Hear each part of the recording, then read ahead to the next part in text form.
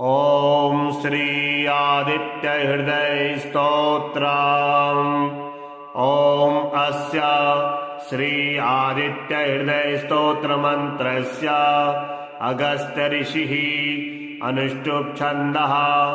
श्री आदित्यहृदय भूतो भगवान् ब्रह्मा देवता। ॐ बीजं रश्मिमतिरिति शक्तिः। ॐ तत्सवितुरित्यादि गात्री कीलकम् निरस्ताशेष विघ्नतया ब्रह्म विद्या सिद्धौ सर्वत्र जय सिद्धौ च विनियोगः। ततो युद्ध परिश्रान्तां समरे चिन्तया स्थितां रावणं चाग्रतो दृष्ट्वा युद्धाय समुपस्थितां दैवतैश्च समागम्य दृष्टुमभ्यागतो रणम् उपगम्य ब्रवीद्रामगस्त्यो भगवास्तरा राम राम महाबाहो शृणु गुह्यं सनातनाम् येन सर्वान् नरीन् वत्सा समरे विजयस्यसि आदित्यहृदयं पुण्यं सर्वशत्रुविनाशनम् जयावहं जपे नित्यं अक्षयं परमं शिवम् सर्वमङ्गलमाङ्गल्यं सर्वपापप्रणाशनम् चिन्ताशोकप्रशमनम् आयुवर्धनमुत्तमाम् रश्मिमन्तां समुद्यन्तां देवासुरनमस्कृतां पूज्यस्य विशेषवन्तां भास्करं भुवनेश्वरं सर्वदेवात्मको हेश तेजस्वी रश्मिभावनः एष देवासुरगणा लोकान् पाति गभस्तिभिः एष ब्रह्मा च विष्णुश्च शिवस्कन्दा प्रजापतिः महेन्द्रो धनदः कालो यमः सोमो हिमांपतिः पितरो वशवो साध्या यशनो मरुतो मनुः वायुर्वह्निः प्रजाप्राणा क्रतुकर्ता प्रभाकरः आदित्यः सविता सूर्यः खगा पूषा गभस्तिमान् सुवर्णसदृशो भानुर्हिरण्यरेता दिवाकरः हरिदस्वा सहस्रार्ति सप्तसप्तैर्मरीचिमान् तिमिरोन्मथनः शम्भुस्त्वष्टा मार्तण्डको शुभान् हिरण्यगर्भा शिशिरस्तपनो भास्करो रविः अग्निगर्भोदिते पुत्रः शङ्काशिशिरनाशनः व्योमनाथस्तमो वेधीरिखयजुषामपारगः धनवृष्टिरपामित्रो विन्ध्यवीथि प्लवङ्गवः आतपी मण्डले मृत्युः पिङ्गला सर्वतापनः कपिर्विश्वो महातेजा रक्ता सर्वभूद्भवः नक्षत्रग्रहताराणाम् अधिपो विश्वभावनः तेजसामपि तेजस्वी द्वादशात्मन्नमोऽस्तु ते नमः पूर्वाय गिरये पश्चिमायाद्रये नमः ज्योतिर्गणानां पतये दीनाधिपतये नमः जयाय जयभद्राय हरश्वाय नमो नमः नमो नमः सहस्रांशो आदित्याय नमो नमः नवाग्राय वीराय सारंगाय नमो नमः नमः पद्मप्रबोधाय मार्तण्डाय नमो नमः ब्रह्मेशानाच्युतेशाय सूर्यायादित्यवर्चसे भास्वते सर्वभक्षाय रौद्राय वपुषे नमः तमोघ्नाय हिमघ्नाय शत्रुघ्नायामितात्मने कृतघ्नाय देवाय ज्योतिषां पतये नमः तत्तचामीकराभाय वहनै विश्वकर्मणे नमस्तवो निघ्नाय रुचये लोकसाक्षिणे नाशयत्तेष वैभूतां तदेव सृजति प्रभुः पायत्तेष तपत्तेष वर्षत्तेष गभस्तिभिः एष सुप्तेषु जागर्ति भूतेषु परिनिष्ठितः एष चैवाग्निहोत्रं च फलं चैवाग्निहोत्रिणां वेदासकर्तवश्चैव क्रतूनां फलमेव च यानि कृत्यानि लोकेषु सर्व एष रविप्रभुः एनमापत्सु पृच्छेषु कान्तारेषु भयेषु च कीर्तयान् पुरुषः कश्चिन्नावसीदति राघव पूज्यस्येनमेकाग्रो देवदेवं जगत्पतिम् एतत्त्रिगुणितं जपत्वा युद्धेषु विजयस्यसि अस्मिन् क्षणे महाबाहो रावणं त्वं जहिष्यसि एवमुक्ता ततो ग्यस्तो जगाम स यथा गताम् एतच्छ्रुत्वा महातेजा नष्टशोको भवत्तदा धारयामासु प्रीतो राघवः प्रयात्मवान् आदित्यां प्रेक्ष्य बत्वा तु परं हर्षमवाप्नुवान्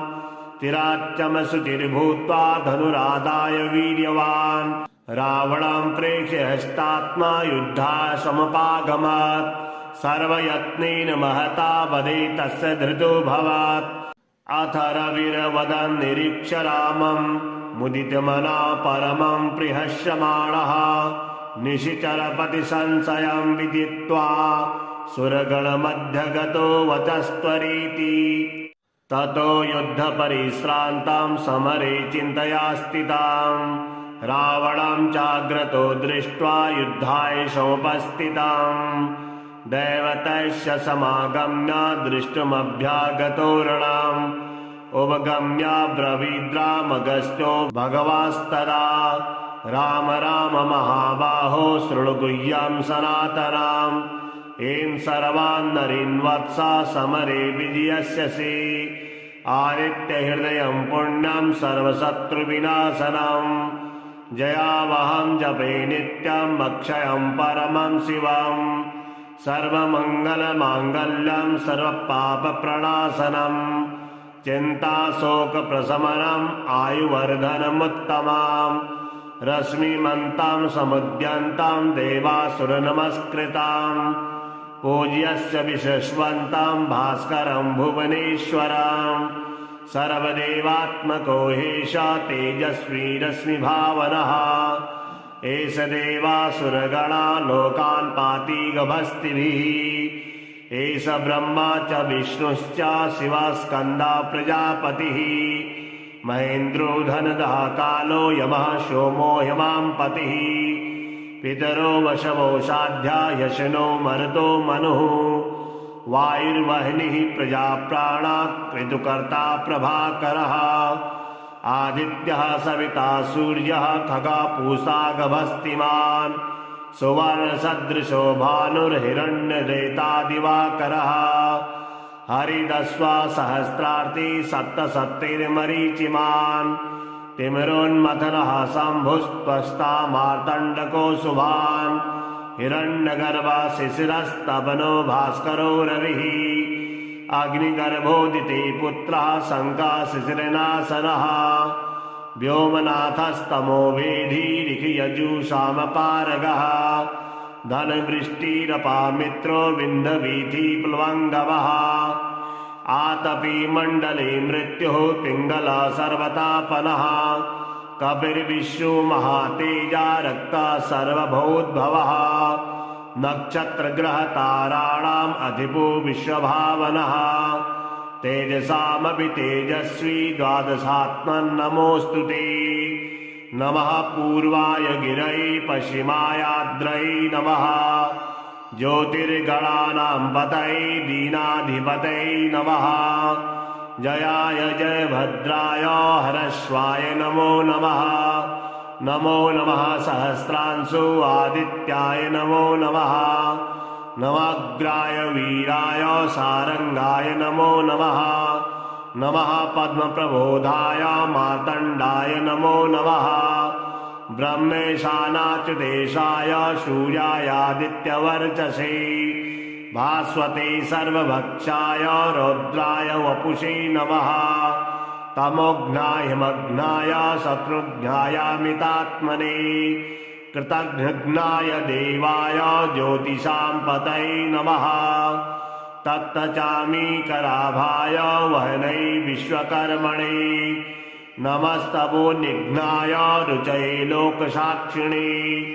नाशयत्तेष वैभूतां तदेव सृजति प्रभुः पायत्तेष तपत्तेष वर्षत्तेष गभस्तिभिः एष सुप्तेषु जागर्ति भूतेषु परिनिष्ठितः एष चैवाग्निहोत्रं च फलं चैवाग्निहोत्रिणाम् वेदासकर्तवश्चैव क्रतूनां फलमेव च यानि कृत्यानि लोकेषु सर्व एष रविप्रभुः एनमापत्सु कृच्छेषु कान्तारेषु भयेषु च कीर्तयान् पुरुषः कश्चिन्नावसीदति राघव पूज्यस्येनमेकाग्रो देवदेवं जगत्पतिम् एतत्त्रिगुणितं जपत्वा युद्धेषु विजयस्यसि अस्मिन् क्षणे महाबाहो रावणं त्वं जहिष्यसि एवमुक्ता ततो व्यस्तो जगाम स यथा गताम्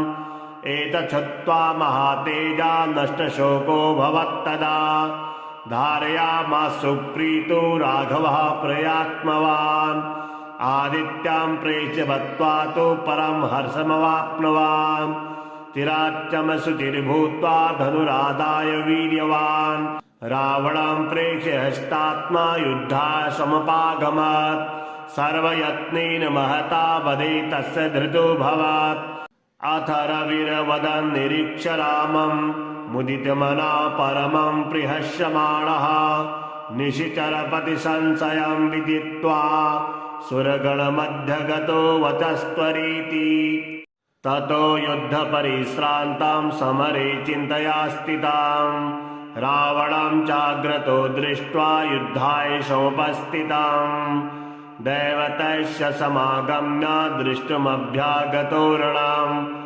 उपगम्य ब्रवीद्रामगस्त्यो भगवास्तदा राम राम महाबाहो शृणु गुह्यं सनातनम् एन् सर्वान् नरीन् वत्सा समरे विजयस्यसि आदित्यहृदयं पुण्यं सर्वशत्रुविनाशनम्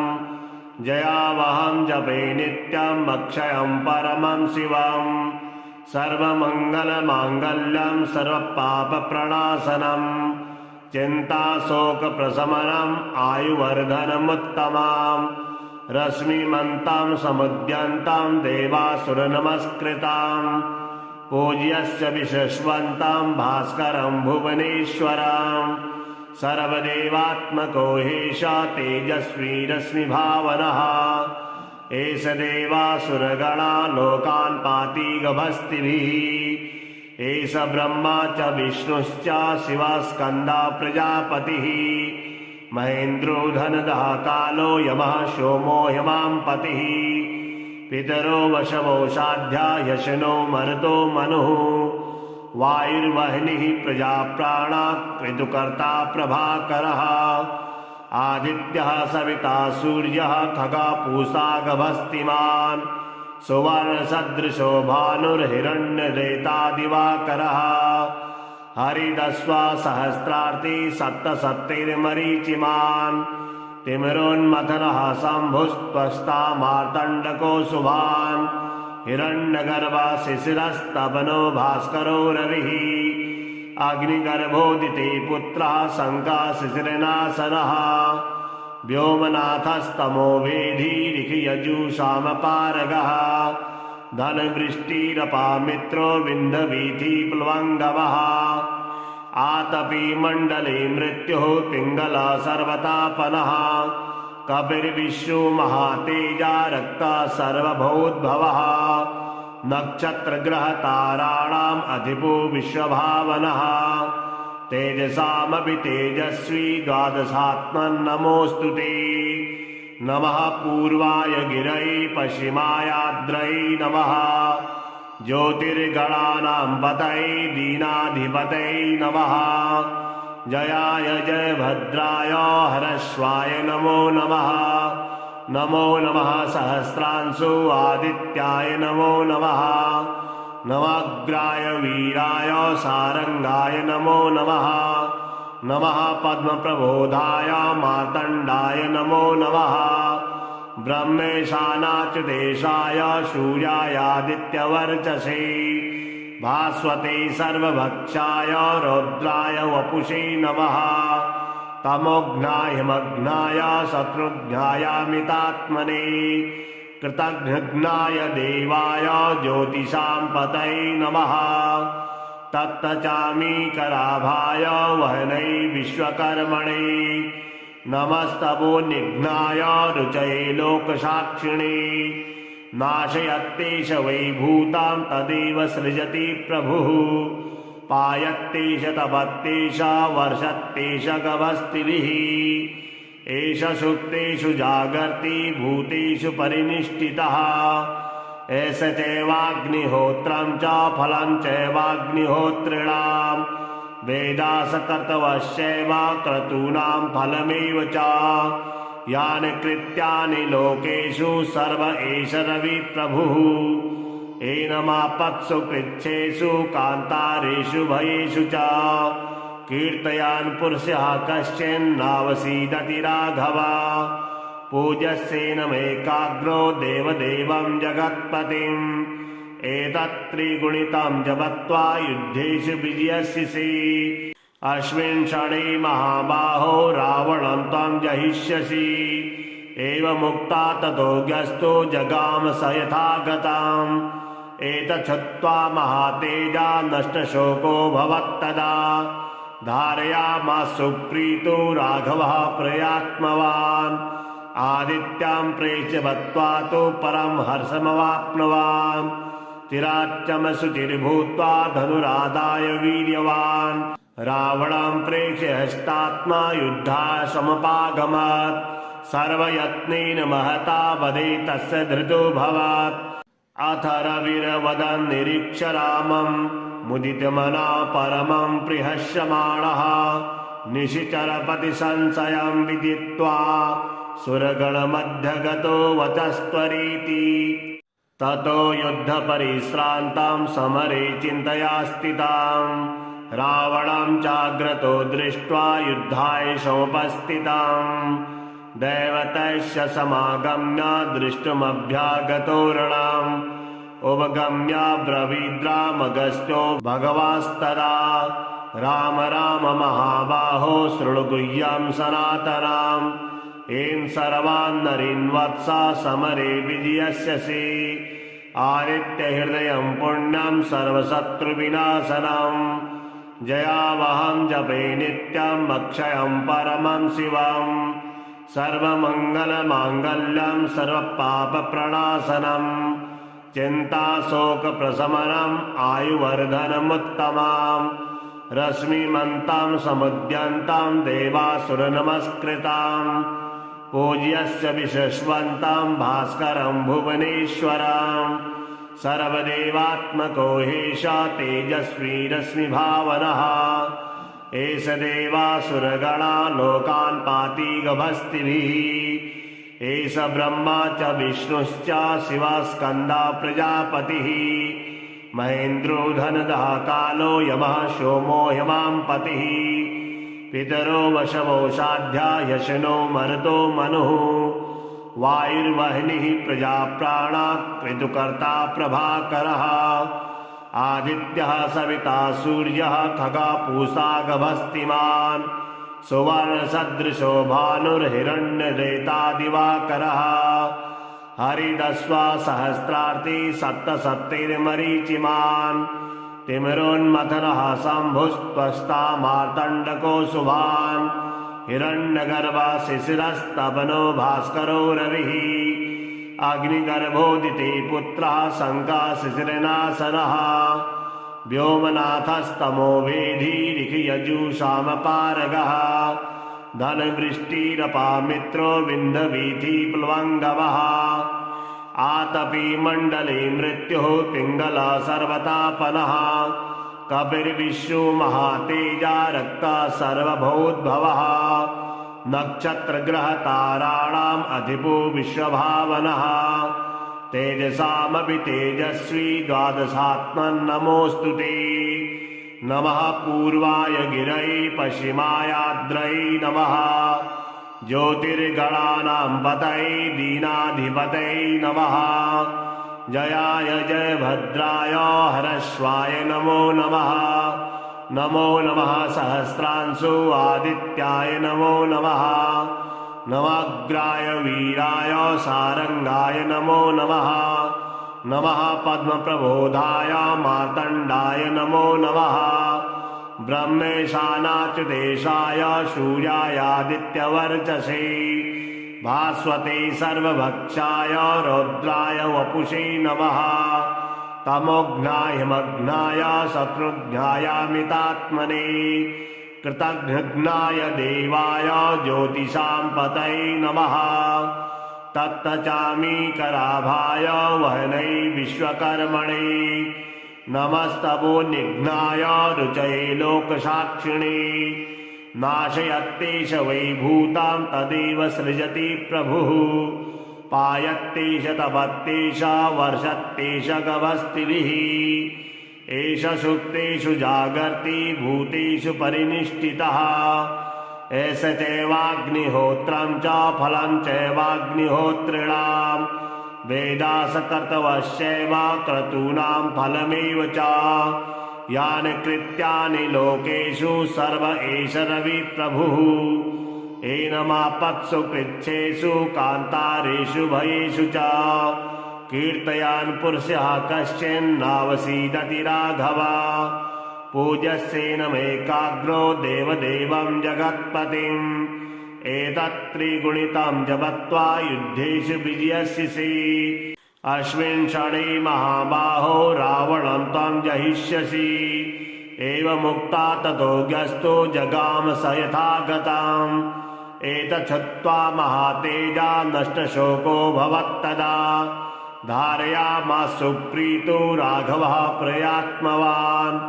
आदित्यां प्रेक्ष्य बत्वा तु परं हर्षमवाप्नुवान् चिराच्चमशुचिर्भूत्वा धनुरादाय वीर्यवान् रावणं प्रेक्ष्य हस्तात्मा युद्धाय समुपागमत् सर्वयत्नेन महता वधे तस्य धृतोऽभवत् अथ रविर्वदन् निरीक्ष्य रामं मुदितमना परमं प्रहस्यमाणः निशिचरपतिसंशयं विदित्वा सुरगणमध्यगतो वचस्त्वरीति ततो युद्धपरिश्रान्तां समरे चिन्तया स्थितां रावणं चाग्रतो दृष्ट्वा युद्धाय समुपस्थितं दैवतस्य समागम्य दृष्टुमभ्यागतो रणम् उपगम्य ब्रवीद्रामगस्त्यो भगवास्तदा राम राम महाबाहो शृणुगुह्यं सनातनम् येन सर्वान् नरीन् वत्सा समरे विजयस्यसि आदित्यहृदयं पुण्यं सर्वशत्रुविनाशनं जयावहं जपे नित्यं अक्षयं परमं शिवं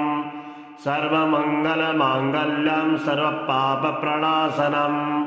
चिन्ताशोकप्रशमनम् आयुवर्धनमुत्तमां रश्मिमन्तां समुद्यन्तां देवासुरनमस्कृतां पूज्यस्य विशस्वन्तां भास्करं भुवनेश्वरं सर्वदेवात्मको हेश तेजस्वी रश्मिभावनः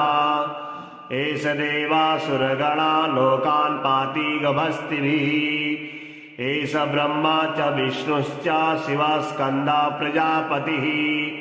महेन्द्रो धनदः कालो यमः सोमो हिमां पतिः पितरो वशवो साध्या यशनो मरुतो मनुः वायुर्वह्निः प्रजाप्राणा ऋतुकर्ता प्रभाकरः आदित्यः सविता सूर्यः खगा पूषा गभस्तिमान्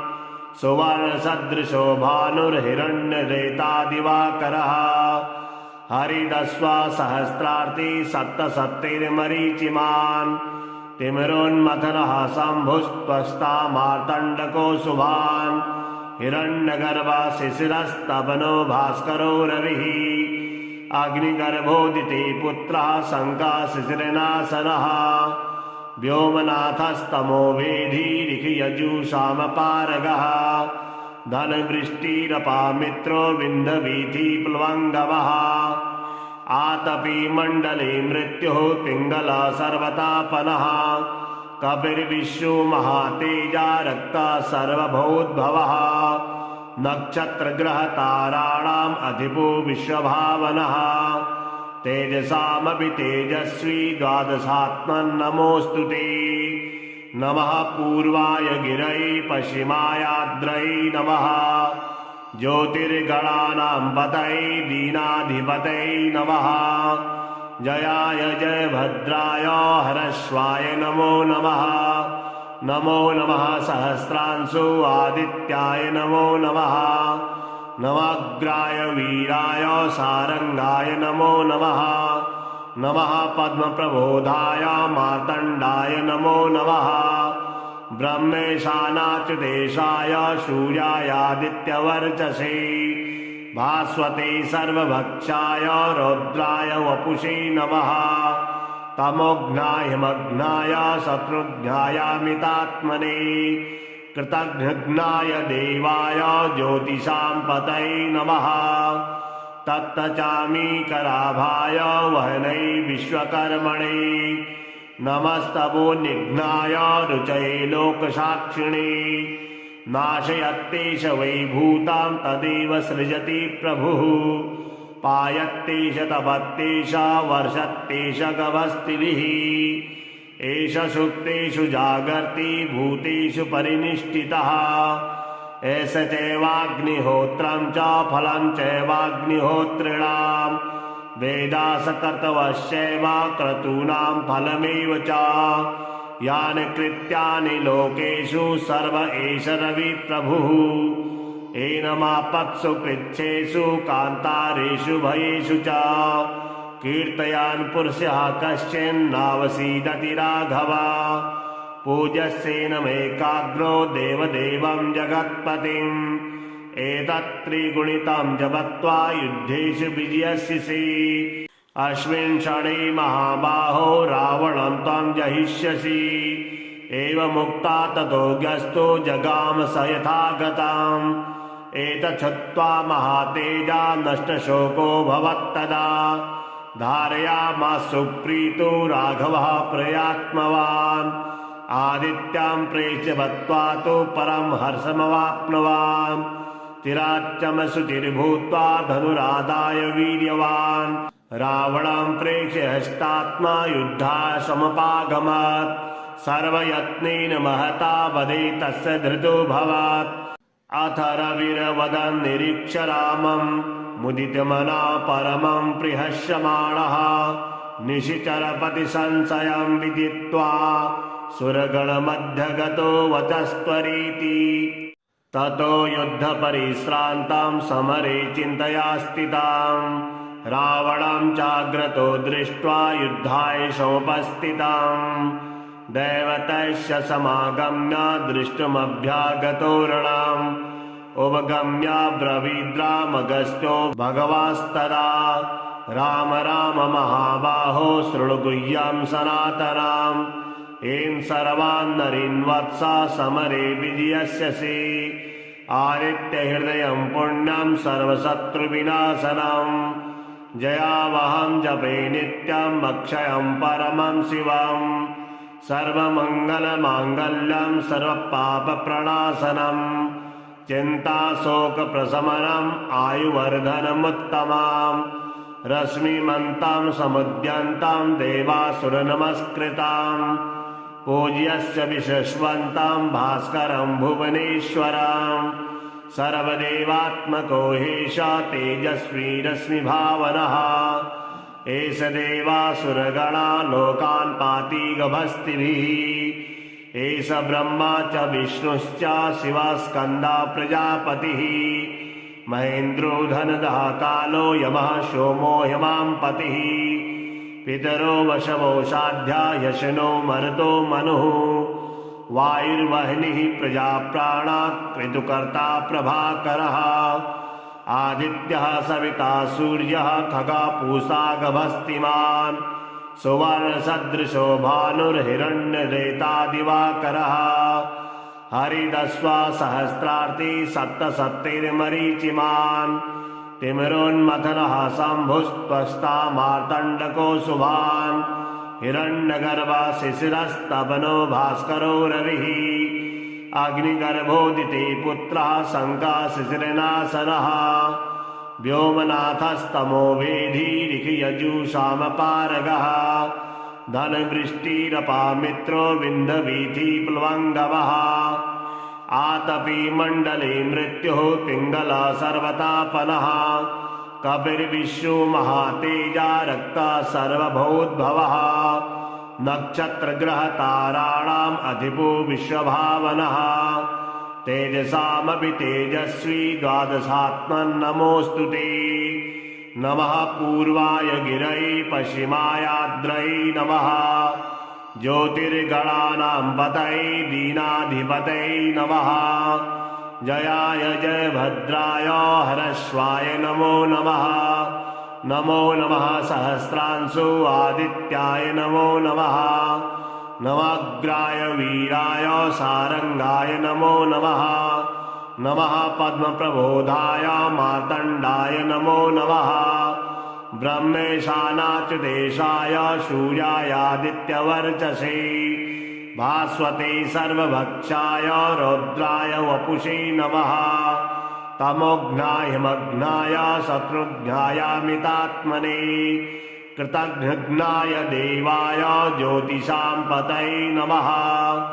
तप्तचामीकराभाय वहनै विश्वकर्मणे नमस्तवोनिघ्नाय रुचये लोकसाक्षिणे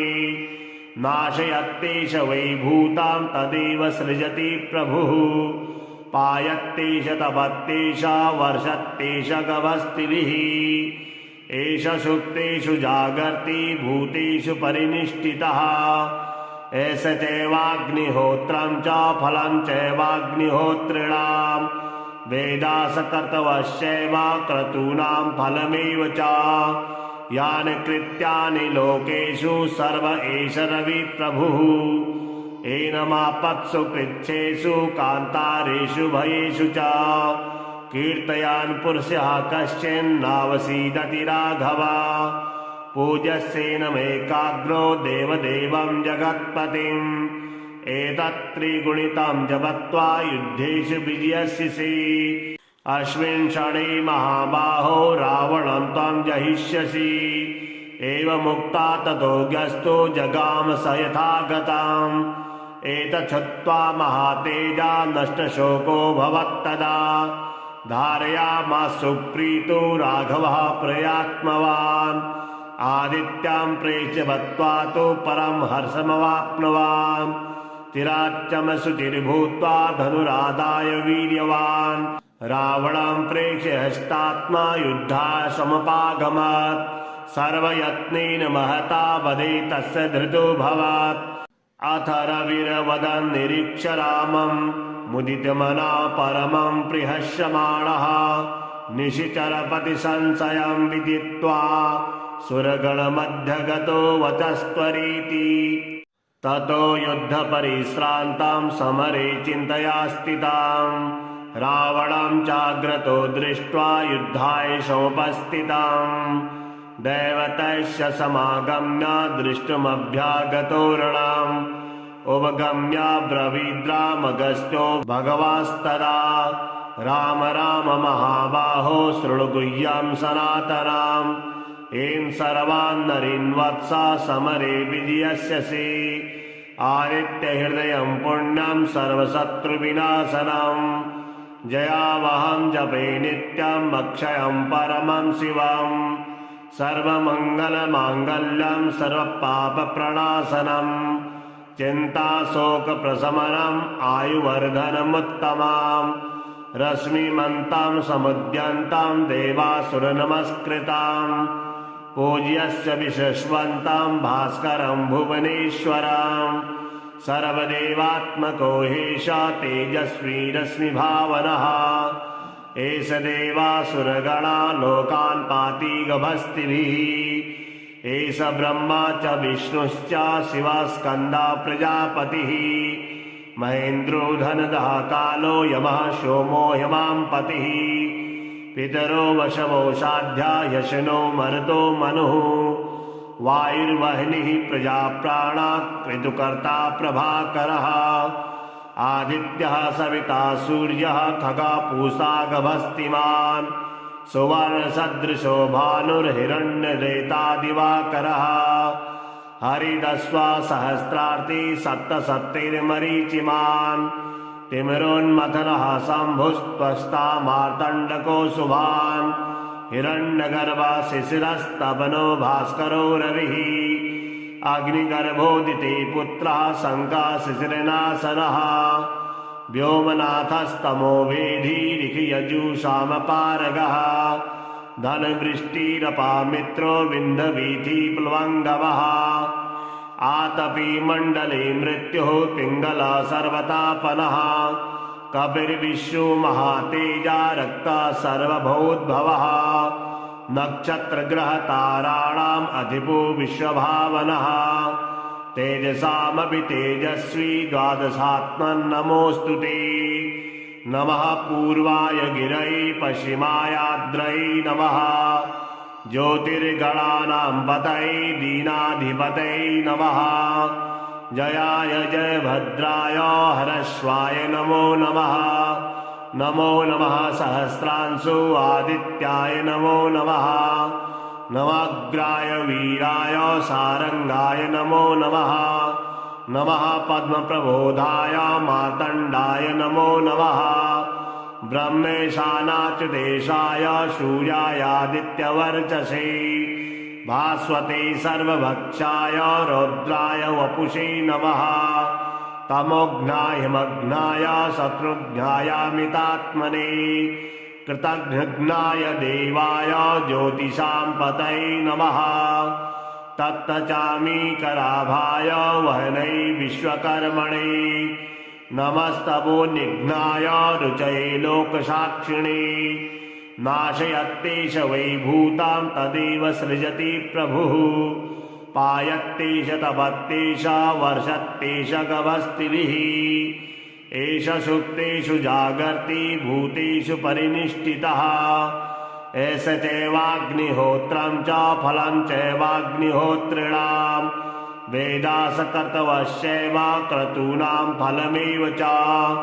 यानि कृत्यानि लोकेषु सर्व एष रविप्रभुः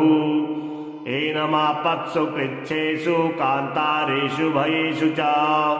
कीर्तयान् पुरुषः कश्चिन्नावसीदति राघव पूज्यस्येनमेकाग्रो देवदेवं जगत्पतिम् एतत्त्रिगुणितं जपत्वा युद्धेषु विजयस्यसि अस्मिन् क्षणे महाबाहो रावणं त्वं जहिष्यसि एवमुक्ता ततो व्यस्तो जगाम स यथा गताम्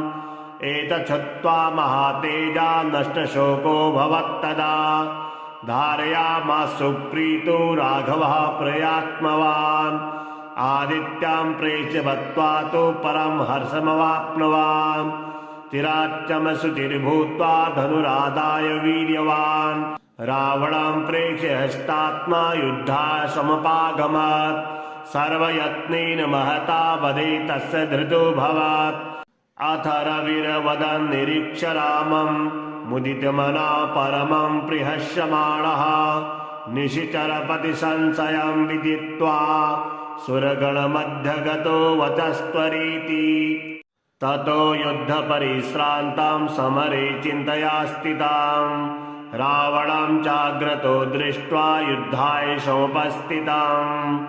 दैवतस्य समागम्य दृष्टुमभ्यागतो रणम् उपगम्य ब्रवीद्रामगस्त्यो भगवास्तदा राम राम महाबाहो शृणु गुह्यं सनातनाम् एं सर्वान् नरीन् वत्सा समरे विजयस्यसि आदित्यहृदयं पुण्यं सर्वशत्रुविनाशनम् जयावहं जपे नित्यम् अक्षयं परमं शिवम् सर्वमङ्गलमाङ्गल्यं सर्वपापप्रणाशनम् चिन्ताशोकप्रशमनम् आयुवर्धनमुत्तमाम् रश्मिमन्तां समुद्यन्तां देवासुरनमस्कृताम् पूज्यस्य विशस्वन्तां भास्करं भुवनेश्वरम् सर्वदेवात्मको हेषा तेजस्वी रश्मिभावनः एष देवासुरगणा लोकान् पाति गभस्तिभिः एष ब्रह्मा च विष्णुश्च शिवः स्कन्दा प्रजापतिः महेन्द्रो धनदः कालो यमः सोमो यमां पतिः पितरो वशवो साध्या यशनो मरुतो मनुः वायुर्वह्निः प्रजाप्राणात् ऋतुकर्ता प्रभाकरः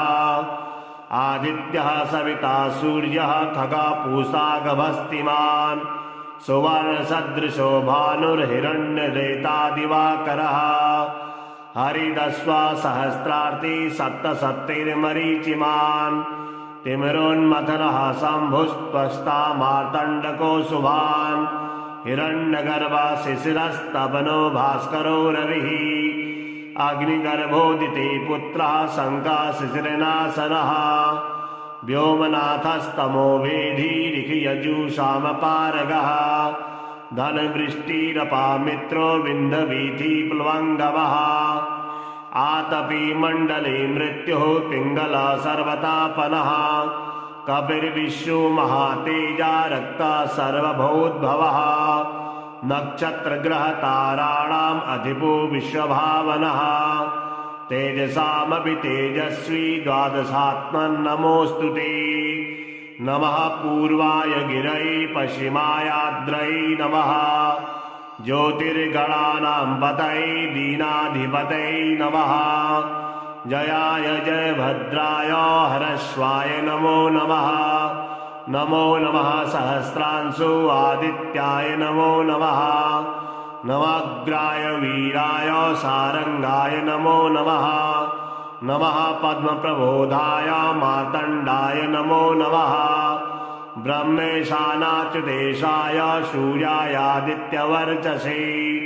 भास्वते सर्वभक्षाय रौद्राय वपुषे नमः तमोघ्नाय मग्नाय शत्रुघ्नायामितात्मने कृतघ्नाय देवाय ज्योतिषां पतये नमः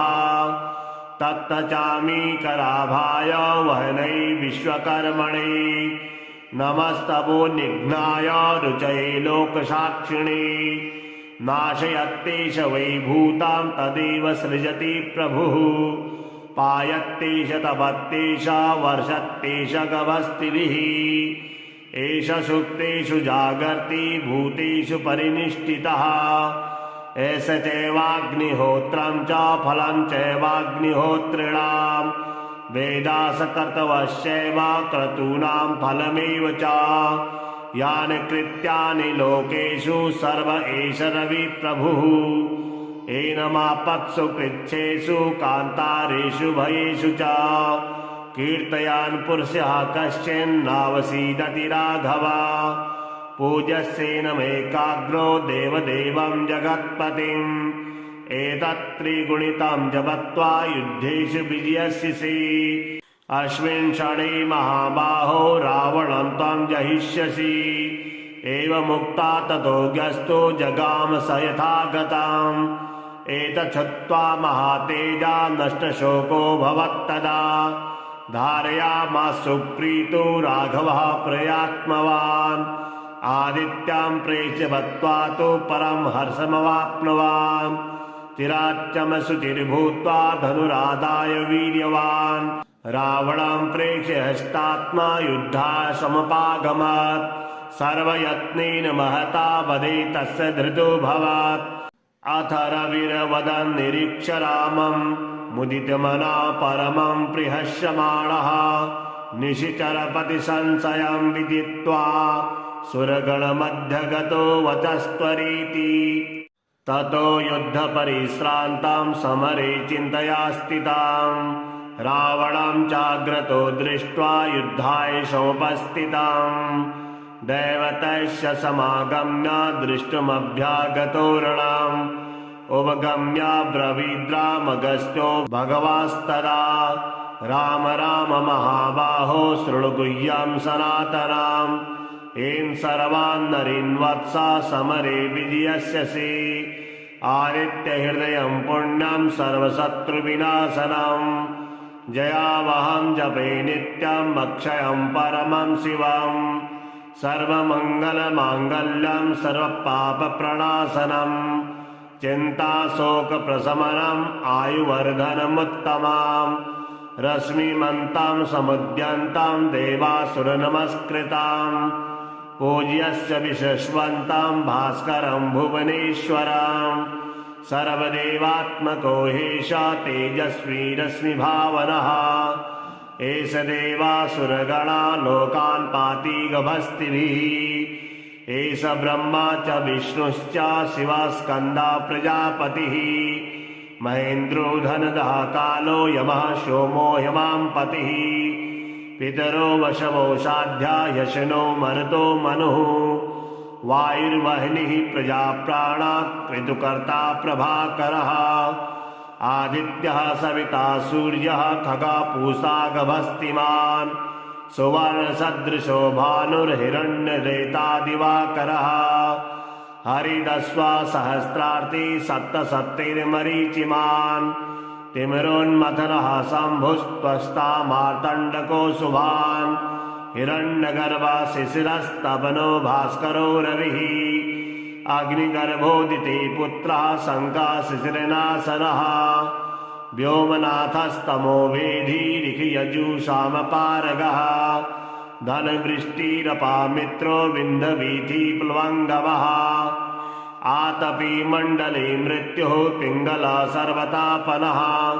कपिर्विश्वो महातेजा रक्तः सर्वभूद्भवः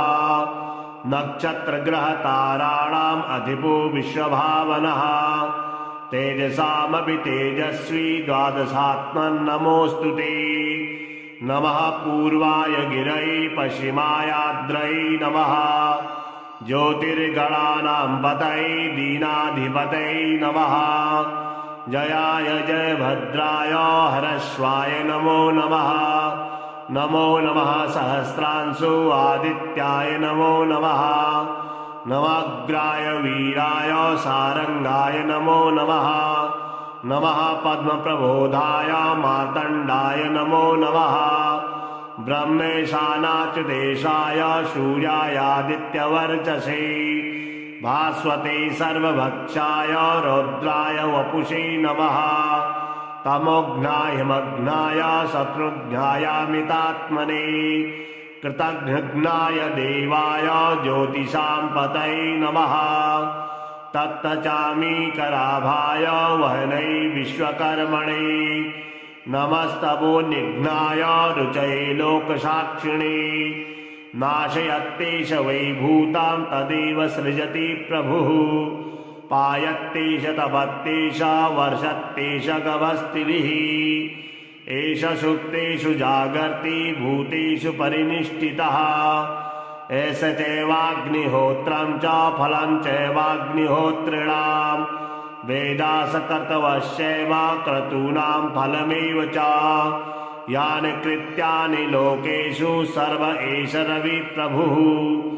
एनमापत्सु कृच्छेषु कान्तारेषु भयेषु च कीर्तयान् पुरुषः कश्चिन्नावसीदति राघव पूज्यस्येनमेकाग्रो देवदेवं जगत्पतिम् एतत्त्रिगुणितं जपत्वा युद्धेषु विजयस्यसि अस्मिन् क्षणे महाबाहो रावणं त्वं जहिष्यसि एवमुक्ता ततो ग्यस्तो जगाम स यथा गताम्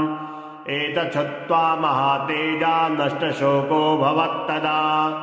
धारयामास सुप्रीतो राघवः प्रयात्मवान् आदित्यां प्रेक्ष्य बत्वा तु परं हर्षमवाप्नुवान् चिराच्चमशुचिर्भूत्वा धनुरादाय वीर्यवान् रावणं प्रेक्ष्य हस्तात्मा युद्धाय समुपागमत् सर्वयत्नेन महता वदे तस्य धृतोऽभवत् अथ रविर्वदन् निरीक्ष्य रामं मुदितमना परमं प्रहस्यमाणः निशिचरपति संशयं विदित्वा सुरगणमध्यगतो वचस्त्वरीति